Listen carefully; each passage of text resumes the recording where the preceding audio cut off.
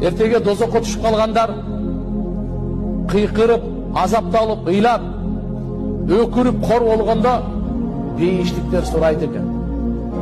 Ма салакакум фи сакар. Эмне нерсе түрткү болду силердин дозокко түшүп калганыңарга? Қалу лам наку минал мусаллин. Biz namaz okuyayt elek. Attың namaz okuyayt elek. Biz kıyamet günü жалганга чыгарып жүрөрбүз. Kıyamet жок деп жүрө берген турбайбызбы? Кээде айтат эле ушундай бир молдолор, алымдар, даватчылар.